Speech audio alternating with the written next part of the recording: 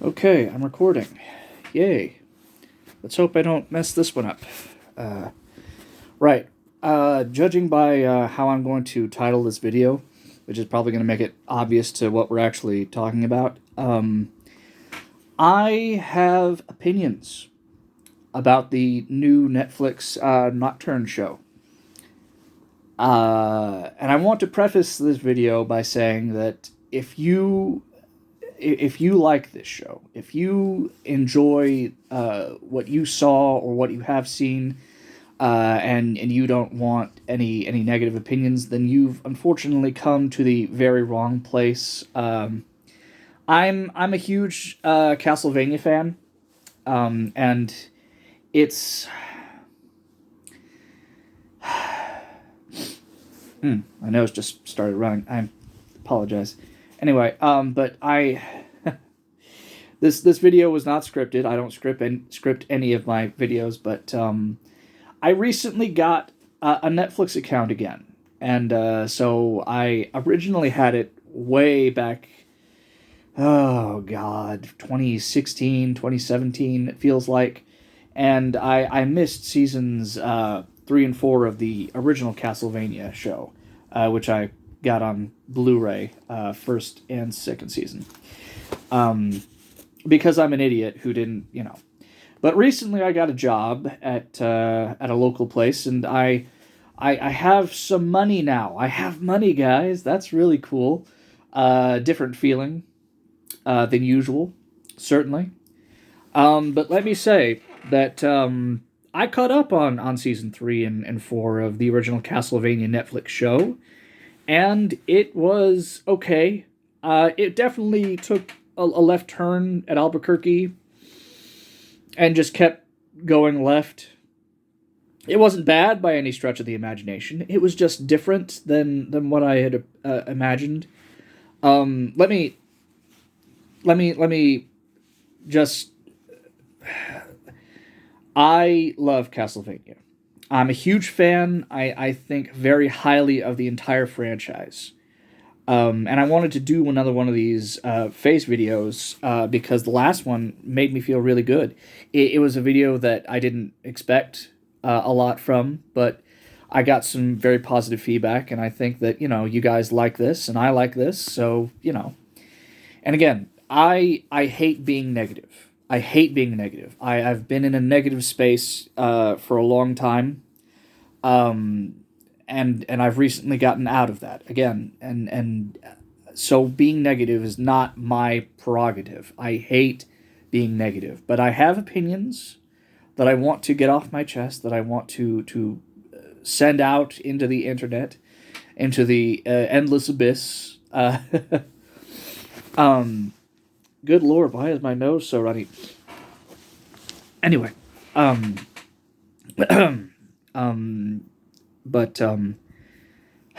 I love Castlevania, and I loved the first 2 seasons of Castlevania Netflix. In fact, arguably, I got into Castlevania because of the Netflix show. It just so happened to be the perfect turnabout in how things turned out, because for years before the Netflix show even was a thing, I had seen top 10 lists of greatest video games of all time, and many of them, if not like 85% of all of them, were Symphony of the Night, or Rondo of Blood, or Aria of Sorrow, Dawn of Sorrow.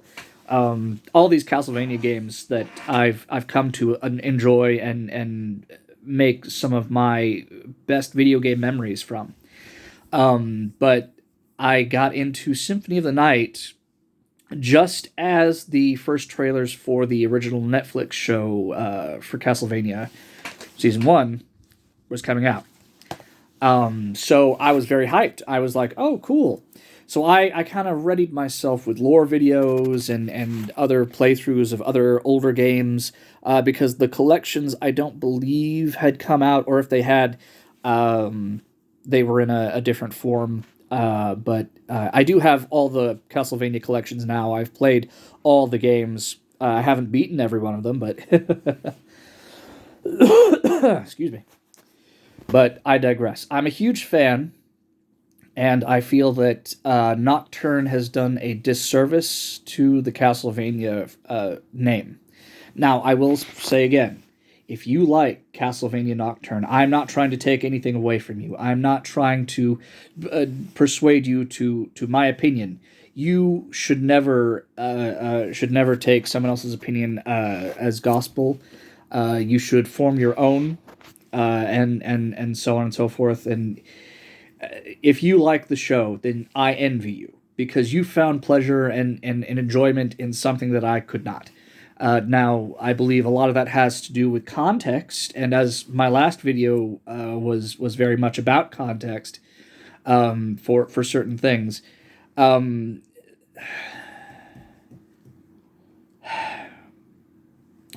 Symphony of the Night was my very first Castlevania game. And again, it came out around. I played it around the same time as the season 1 Castlevania trailer came out, Netflix trailer, and it was a weird phenomenon that I was very much okay to explore my nerddom for, and as you can see, I have a lot more to say, but and yes, that is Vegeta up there aiming a blast at Goku.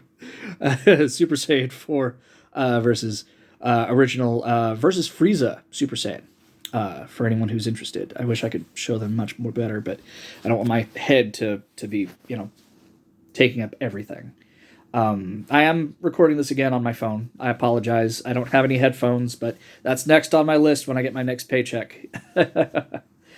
But I saw the Nocturne show, and well, hold on. Before we get too into it, I want to express that the third and fourth season of Netflix Castlevania show was not bad. I think again it took a lot of left turns, and I thought that for what it was, they couldn't really do too much because every game is basically you control a Belmont, at least until Symphony of the Night. But that's kind of the exception that proves the rule, or is anyway. But yeah, no. So every game is basically you control a Belmont and you go through Castlevania, and just kill Dracula. That's it. That's all there was. And for a lot of people who don't know, who don't play the games, they don't have a lot of story, or what we would consider story. They have a beginning and an end. There's no real... The middle is you play the game, essentially. You go through Castlevania and fight a bunch of creatures of the night and essentially save the world from Dracula's wrath. And again, up until Symphony of the Night, they didn't really do much with story. There was a lot of lore, I'm not going to lie. There's a bunch of interesting things you can find and interact with lore-wise in the timeline, but nothing really done story-wise or even character-wise with Simon, Trevor, and even Richter to a certain extent. He gets more fleshed out in Symphony of the Night, which is where a lot of story gets, crammed in there. Sorry for the shaky cam. Again, I'm holding it with my hand. I can't, I don't have a stand I can put this on. Well, I guess I could have, but it would be a weird shot that didn't have all this behind me. Anyway, yeah, no. Symphony of the Night, one of the best video games I've ever played. It redefined what I considered an RPG. And it's not a traditional turn-based RPG either. It's more of a platform RPG with...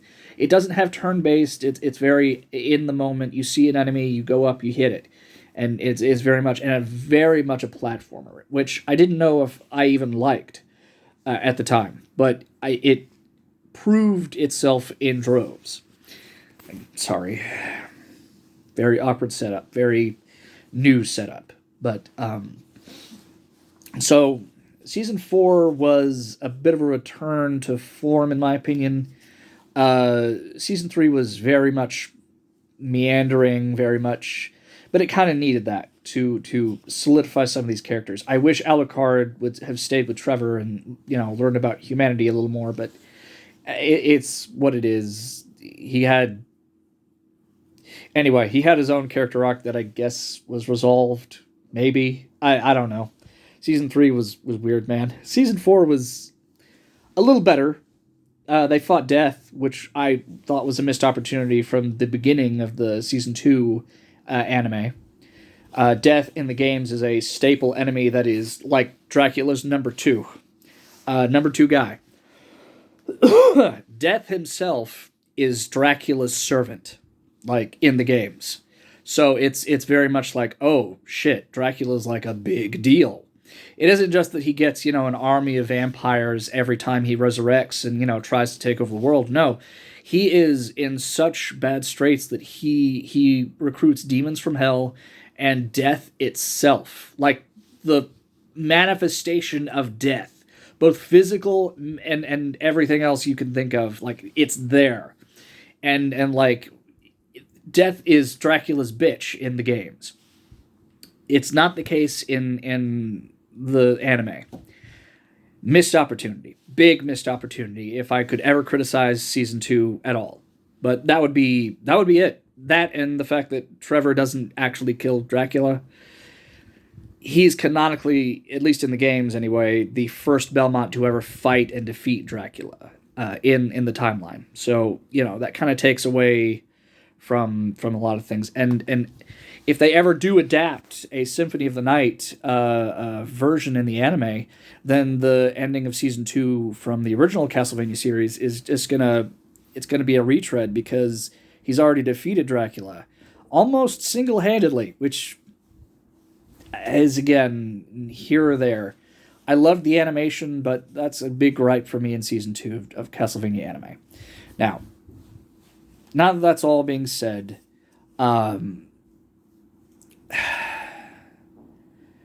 Richter Belmont, Nocturne. We're getting into Nocturne now. It started off okay.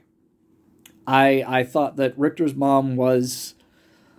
it was an interesting take on a Belmont. There was an attempt to make a female Belmont game, but the director at the time of the Castlevania franchise, Koji Igarashi,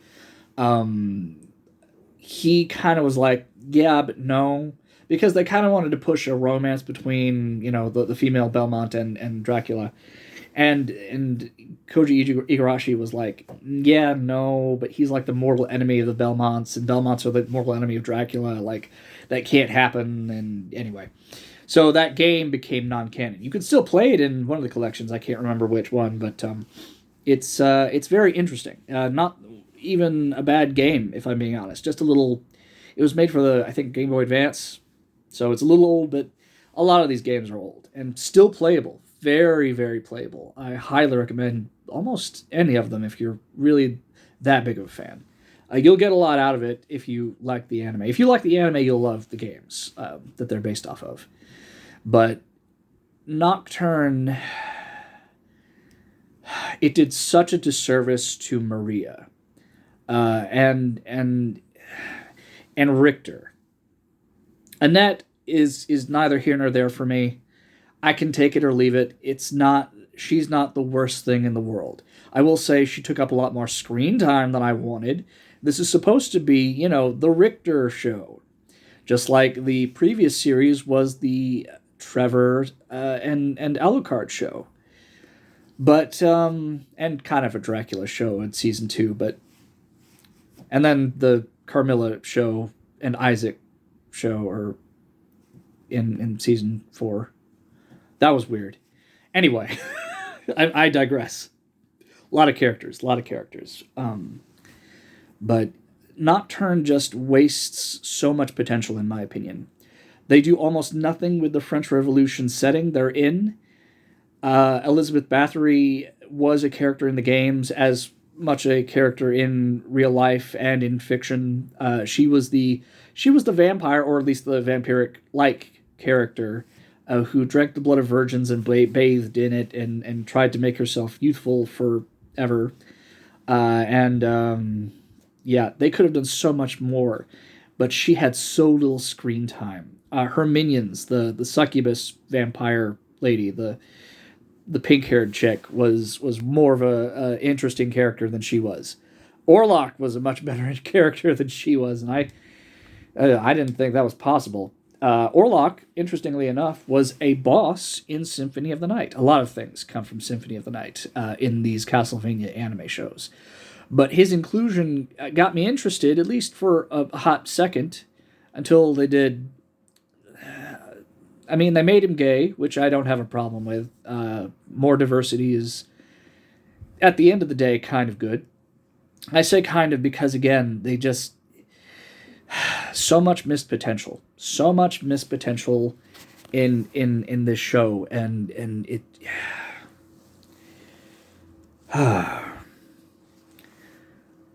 This show is its own continuity by now. And anyone who says differently just doesn't know the original continuity. And despite not having a big, sprawling story, it did have continuity between the games. It was small touches, but it was very, very good when you saw it and when you noticed it. But that's the thing. A lot of these older Castlevanias, and even the Metroidvanias, like Symphony of the Night, it was little details that didn't draw attention to itself, but they were huge in the context of, oh, this is a generational game. It's very much like JoJo's Bizarre Adventures. I'm pretty sure, I can't remember which came out first, but JoJo's or Castlevania. But one aped off the other in a way, because every Belmont is like a Joe star. You have Leon, that's essentially the progenitor to every other Belmont. And then you have Trevor, who's the first one to beat Dracula. And then you have Simon, who's the very first Belmont that you ever play in Castlevania 1. And then and he actually gets 2 games because Castlevania 2 was about him trying to break a curse that Dracula put upon him on the first game. And all that, and he has to reface Dracula again. He's one of the few Belmonts who faces Dracula twice. And then you get Juste Belmont, or Juste. He's in Nocturne as well, and handled very poorly, in my opinion. But they do something interesting in Nocturne about Juste that I would not have guessed just off the anime alone.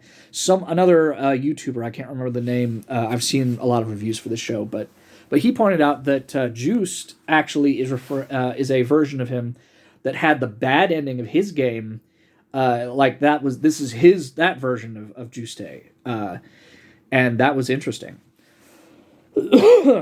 But that was probably the most interesting this show, at least to me, ever got. Nocturne is a show that wastes so much potential, and even Juste to a certain extent. But nothing could be more disappointing than Richter Belmont. Now, anyone in the Castlevania community should know who Richter Belmont is. He's in Smash Bros. He's like the poster child for almost anything Castlevania aside from Alucard. Arguably, maybe Simon has more screen time, but Richter has more importance to the lore of Castlevania. Because here's the thing. Castlevania 3 introduced Trevor and Sypha, and they had a kid. Well, what happens when one of the most legendary vampire hunter clans, the Belmont clan, and, a speaker, or that's what the anime calls them, but she was a sorcerer, basically. They had a kid. And 2 amazing vampire hunters, having a kid, that bloodline is going to be even more powerful. And that's what Richter, and even Juste kind of was. Juste was way more into the magical side than Richter was, I'll admit. But because of the magical augmentations of Sypha's blood and Belmont's, combining, made Richter the ultimate vampire hunter or vampire killer. Like, it's so remarkable. And in the lore, he is arguably, very arguably, because there are other generations that say, oh, this is the most powerful, and no, this is, anyway. But everyone kind of just comes together and says that Richter is the most powerful vampire hunter in existence, like ever, in the games. And in the anime, he's a little crybaby. And I understand that this is more of a prequel. Nocturne is more of a prequel to Rondo of Blood than anything else. which I am very thankful for, because if they actually did Rondo of Blood like this, I would have been angry. I'm not angry. In fact, I don't blame any of the actors. I don't blame any animators on this show. I don't blame anything but the writers for the travesty that is Nocturne. They do Maria dirty in this show. They do Marita so dirty. And words cannot express my disappointment, because she was, in Rondo of Blood, you could save Maria. She was technically a damsel in distress, but when you did that, you could actually go back and play as her from the beginning. And she was OP as shit. She is arguably more overpowered than Richter in certain areas. Not lore wise, obviously, but she could hold her own. And for a, I think, 9-year-old girl, 12-year-old girl, a woman of young age, let's just say that, she was badass. You could play as her and summon her animal friends, which were Chinese zodiac gods in the original Rondo of Blood. And it was pretty cool. You could easily steamroll all of Rondo with Maria, and it was kind of hilarious. She also broke the trend of being super serious in a gothic, high octane, dark, grim world, because she was essentially the magical girl of the Castlevania universe. She even had special like transformations and summon abilities, like all that stuff. And they did her so dirty in this show. They turned her into an activist. And I don't have anything personally against activists. I think that there are some things worth fighting for. But man, they made this show all about slavery and the French Revolution. The French Revolution is barely in this show. Why they chose this setting, I have no idea. I have no idea. They did race swap Annette, but again, I don't care anymore. I really don't. There was a point in my life where I thought, why are we putting, why are we race swapping certain characters and not others? Like, if you want to race swap, race swap. Don't stop halfway and just for brownie points for a minority group. And in my opinion, that's what that is. That is what that is. But to be fair, the Annette in the games didn't really have much going on for her. She was definitely the damsel in distress trope that a lot of people are tired of. Me personally, I don't know. A person in need is a person in need. I don't necessarily think it's just a trope if you have to save, because there are guys who get kidnapped all the time and have to be saved by other guys. There are women who get saved by other women. Why can't a woman be saved by a man, for God's sakes? If someone is in trouble, anyway, that's an entirely different conversation that I don't want to have right now. But there it is. Just because one person, it doesn't mean anyway. So what they did with Annette in the show, I'll take it or leave it. It's better than nothing. I'll say that, but I think she got a little too much screen time. I think she was given way, not too much. But I think that time could have been, done to give Richter or even anyone else, Juste, more screen time, for God's sakes. The bad guy, Elizabeth Bathory, like, give her more screen time. She needs more screen time. Jeez. She turns into an Egyptian thundercat out of nowhere. You can't make this shit up. You can't make this shit up. And she becomes the vampire messiah. I can't. When I saw that, I laughed my ass off. I'm like, okay, these writers don't care. These writers don't care at all. Like, all the good faith that season 1 and 2 had from the lore perspective about Trevor and Sypha and all that, it's gone. It's gone out the window. These writers do not care. They will never care. Unless they get new writers. That being said, man, they hate the church. And as a Christian, I'm okay with this. The church historically has been, kind of shown in a bad light. But I'll admit that, that's not a bad thing, because historically, it's good to shine lights on things that need improving. Not saying that, a bad system needs to even be here.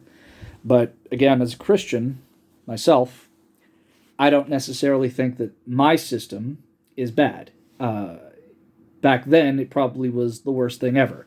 And I can understand, how certain systems would work against the Belmont clan. But Jesus Christ, almost literally, these guys have it out for the church, and it's very bad writing to make another anyway. And he's also a Devil Forge master, which that concept just kind of lost a lot of meaning after a certain point in the series. But this show just does not understand what Castlevania is. And by that I mean the writers. The writers just do not understand what Castlevania, especially Richter and Maria.